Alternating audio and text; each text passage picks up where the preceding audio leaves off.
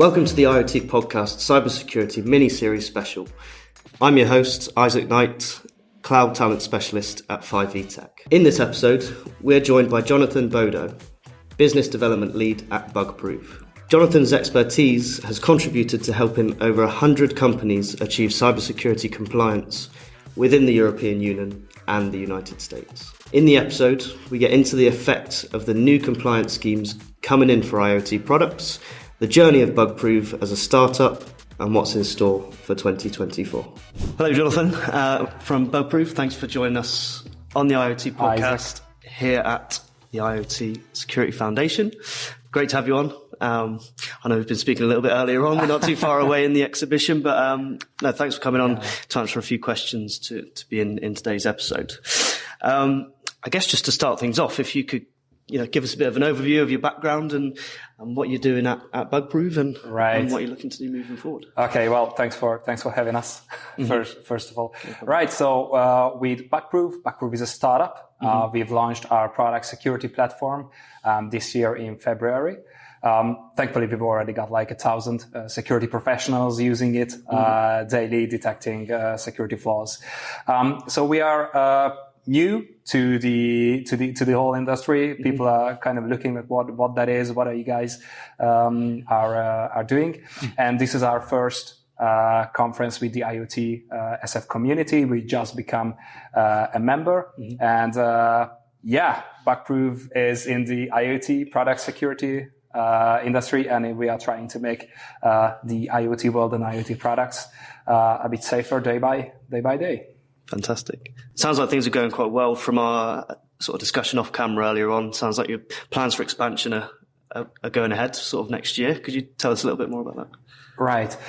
So we had an idea to open up a US site this year. That's not going to happen. It's November. But next year we definitely want to put our legs on. Here in the EU, we are quite fine. We are operating from Hungary, Budapest, and we need to have a leg for the US prospects and services because of the time reference is pretty great. And we are a startup, so we are trying to scale up. We are trying to double down on our stuff. Next year, a lot of new security engineers, new sales person, new marketing person. These are all required to expand. And at the same time, we got many inquiries from USA. Hence, we need to deal with that and open a site there. Amazing. Well, I hope it goes well.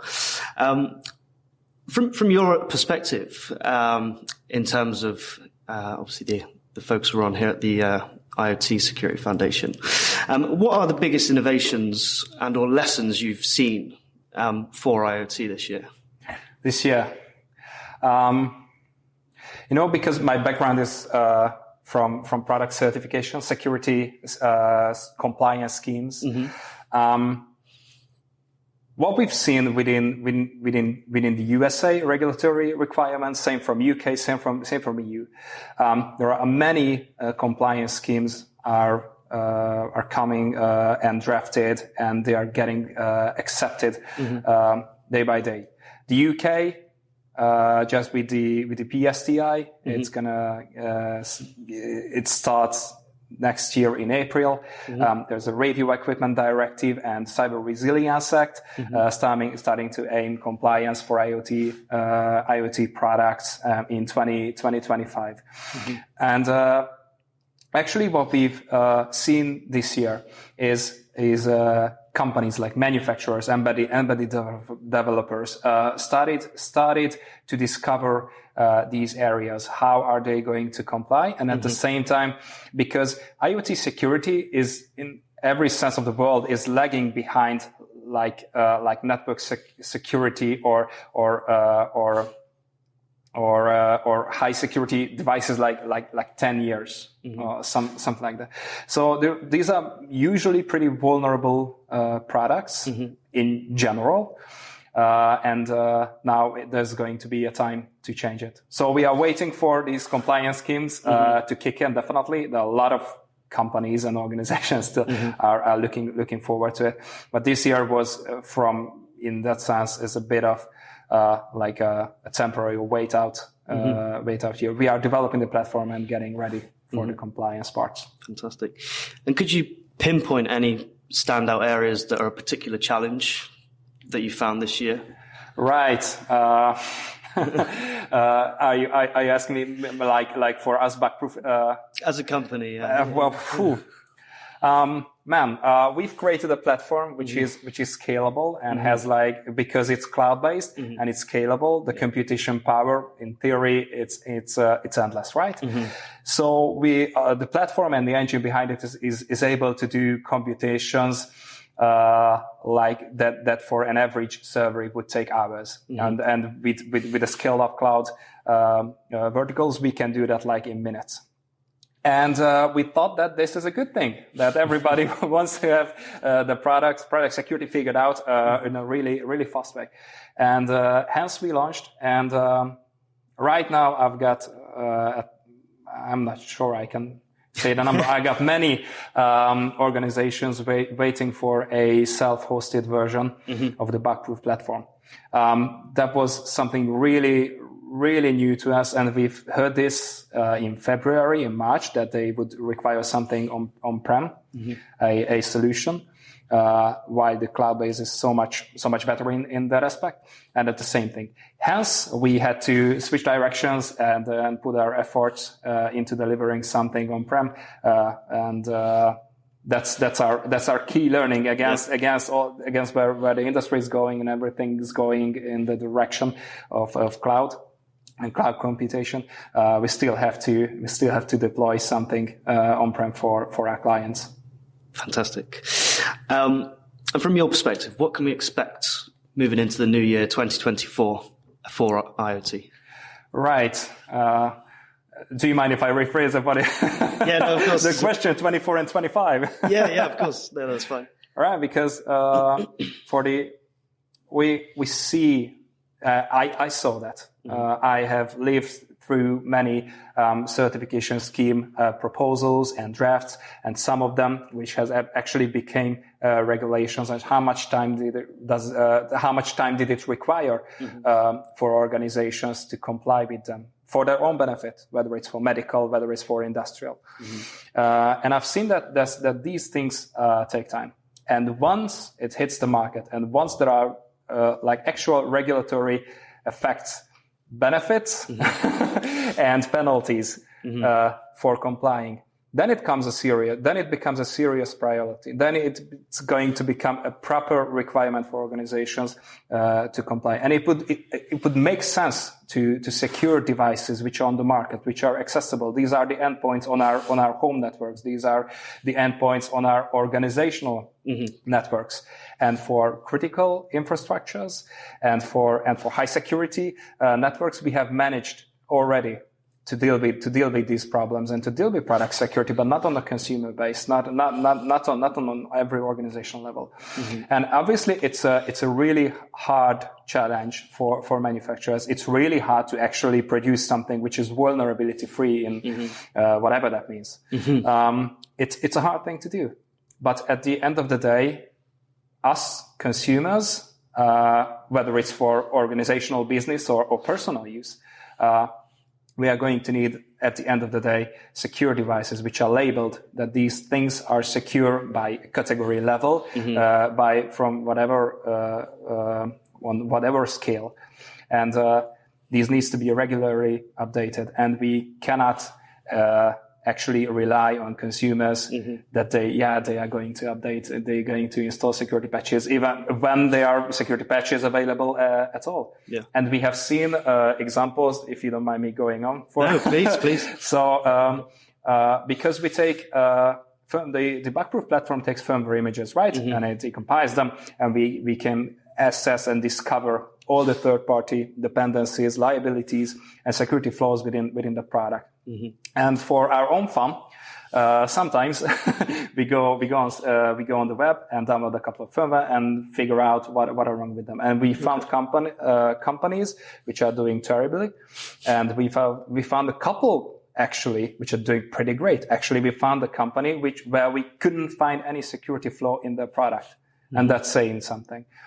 So we are aiming for that direction. We are trying to help getting there. That's why we've actually, there's a free plan available at Bugprove.com for security professionals. They can access free firmware on a monthly basis, and it's free. It's there. Use it. However you want to, whether you are an enthusiast, a security researcher, whether you're a security engineer, professional, it's there. So getting back to the question at hand, whatever we expect, everybody keeps saying there's a rise on the IoT market, the IoT security market as well. I don't think there are currently enough players supporting the product security aspect, but I assume that there is going to be more and more players. There is going to be more and more automated solutions because the demand is going to be huge in the upcoming 2 years, and we are trying to get ready for that. Fantastic. And adopt. Good stuff. I guess just a couple of points. Firstly, we'll have all of the information that you mentioned, to reach out to Bugprove and get those free monthly trials as you discussed. And also from a consumer's perspective, I think, you almost assume all devices are secure when you purchase them. And realistically, if they're not, it should be a non-negotiable when it goes through to that phase. Okay. So, Jonathan, what are your thoughts on securing the Internet of Things in the era of artificial intelligence? Of AI. Well, that's a controversial topic, isn't it? Yeah. Isn't it? Well, I can tell you that we have integrated AI for anyone who wants to ask and prompt it well. So when it comes to decompiled code, it helps you to figure out what the actual problem with your code, with a third-party code, with a CVE, with a 0-day, whatever. So you can access that, and you can get valuable information. So that's the good side, right? Yeah. You can have that. Yeah. Downside is not everyone's about to secure these products, but to exploit them. I'm not a prophet here to tell you how it's going to go, is if there is any AI regulations going to arrive at the future. But what we can definitely say is we can expect, because the IoT market is rising itself, and the security vulnerabilities, the number of vulnerabilities are rising as well, and the exploitations and the number of exploitations are rising as well. It's safe to say that with AI and what we've seen and what we can do already, it's gonna get easier and easier with the support of AI to actually exploit security vulnerabilities in IoT products. The problem is these are usually sitting at the end of a network, and within a network, when you can access the network, that's when real problems are gonna get in. But for sure, when you have like a simple thing like a camera in your home, a smart lock, whatever, you don't want these things to be hacked. Yeah. So it's gonna be more accessible and more reasonable. That's I would say that's pretty safe to state. Hence, more reason you have to actually mitigate product vulnerabilities, security flaws, to actually create and release secure products at the end of the day. Yeah, it was a topic of conversation earlier on. There's AI optimists and AI pessimists. Right. I think I've always been an optimist, but it's been interesting to learn today, the more opportunities that come through AI, the more chances for exploitation there are as well. So yeah, definitely, I guess, a key takeaway from me today. Just before we wrap up, how can our audience find everything they need to know about Bugprove and what you guys are doing? Where do they need to go? Well, it's in the name. Thanks. Yeah. So it's bugprove.com. Yeah. We keep everything online. We keep everything available. You can log into the platform by 2 clicks. That's it. You can assess it yourself. You don't even have to upload a firmware if you don't want to. There are samples there. You can figure it out. This is what we recommend to whether you're a security researcher or like a medical device developer. Give it a go and see it for yourself how that works. Fantastic. I think that's all we've got, unless you have any further comments, anything else you think we should know. But it's been a pleasure having you on, Jonathan. Thanks for taking part. Thank you. All right.